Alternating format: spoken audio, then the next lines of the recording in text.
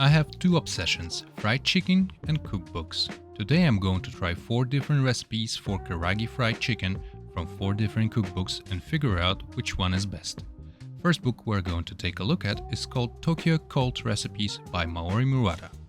This recipe features 2 steps, marinade and fry.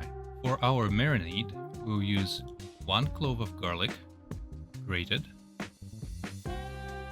then about 2 centimeters of fresh ginger, also grated,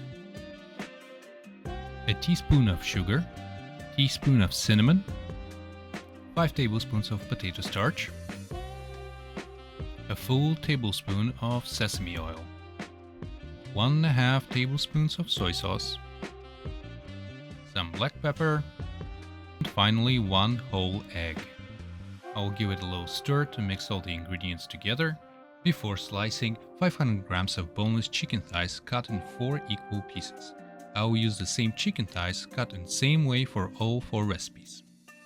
Then I'll shake the chicken to fully cover in marinade, and we'll send the chicken to marinate in the fridge for 24 hours. Next up is a recipe from the book called Konbini by Brendan Liu and Karen Eng, which has recipes for common food items found in Japanese convenience stores called Konbini. This recipe has an additional step. Instead of adding cornstarch to the marinade, we will bread the chicken after it is done marinating. This marinade is quite simple.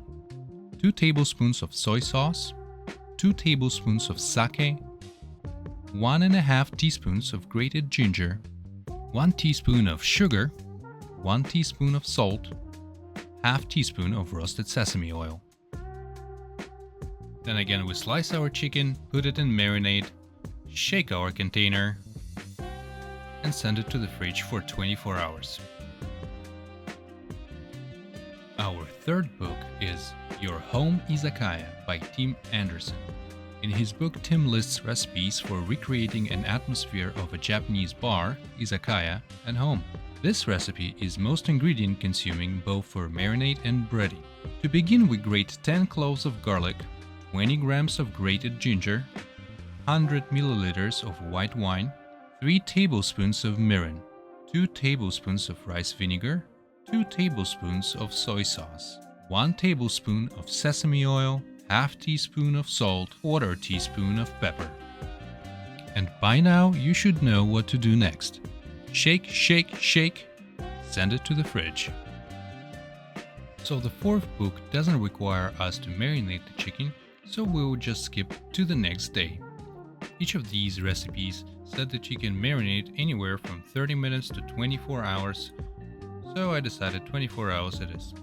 We make the flour mixture for Your Home Izakaya recipe with 150 grams of cornstarch, 100 grams of potato flour, 1 tablespoon of sesame seeds, 1 teaspoon of curry powder, 1 teaspoon of pepper, 1 teaspoon of salt.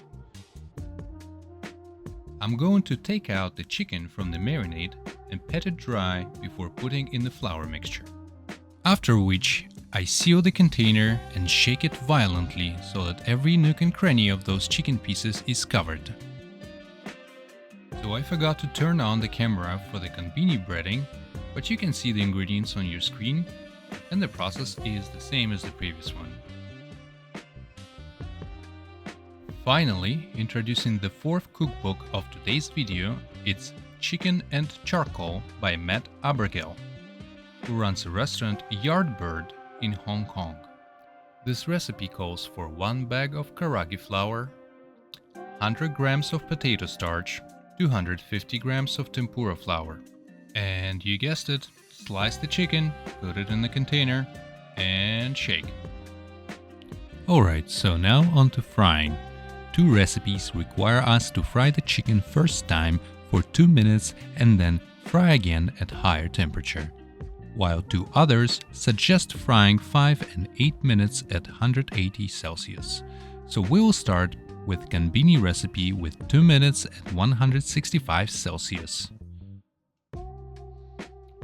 2 minutes have passed and I'm going to place the chicken on a wire rack to cool down. Next we are going to fry the chicken and charcoal recipe also for 2 minutes but this time at 180 Celsius. You can see how the first batch of chicken has a distinct white crust due to use of potato starch, while the second batch has a more uniform golden color.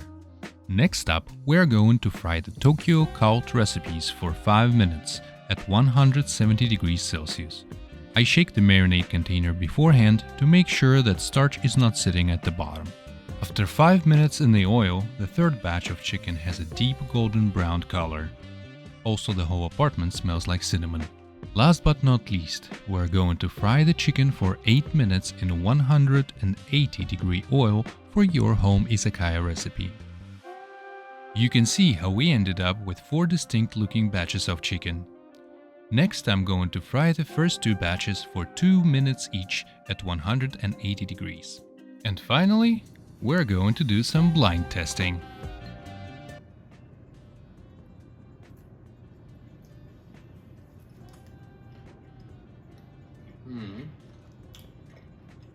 Crunchy, not enough salt, pretty bland.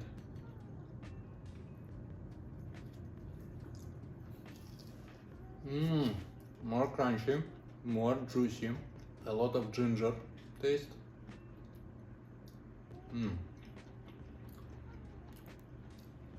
Yeah, mostly like ginger taste. Maybe a little bit more salt would be great.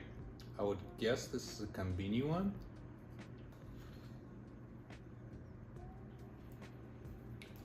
Okay.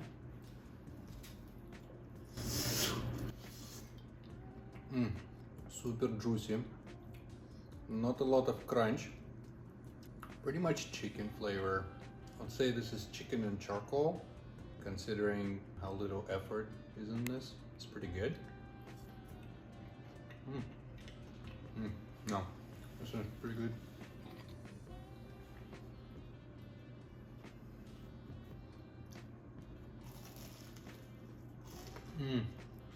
The most amount of crunch, a lot of garlic.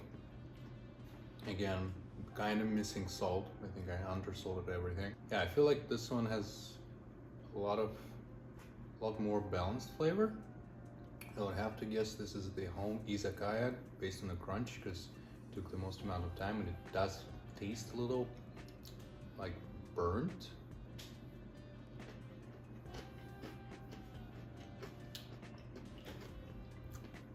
So I guess I liked number 3 the most. It's kind of a tie between 3 with this one is 3, right? Yes. Between the 3, which is very juicy and there's not a lot of effort. There's no marinade in this, mostly just the seasoning, and then it's 2 minutes one fry and 2 minutes another fry. This one feels a little bit wasteful in terms of 10 bulbs of garlic, and then a lot of cornstarch and flour, but this is number 4, right? But the crust kind of pays up for it. I guess I expected a little bit more from, which one was the first? This one? Yes.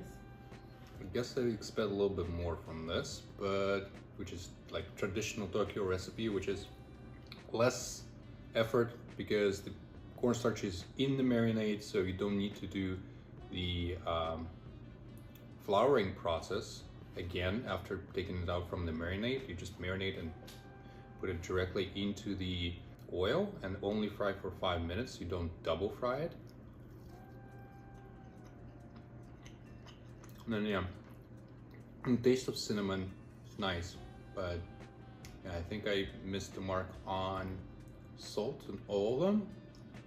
But I feel like lemon, which is traditionally what's supposed to be served with them, and mayo will totally make up for it. So I totally forgot to declare a winner at the end of this video. To be honest, all of the results felt a little underwhelming. But after cooking all of the leftover chicken, my opinion has changed. The winner is the Konbini chicken recipe. I fried the leftover chicken for 2 minutes 2 times at 180 Celsius, and it turned out better than the first time. Plus, in terms of ingredients used, it is the least wasteful recipe. Thank you. Bye-bye. like and subscribe.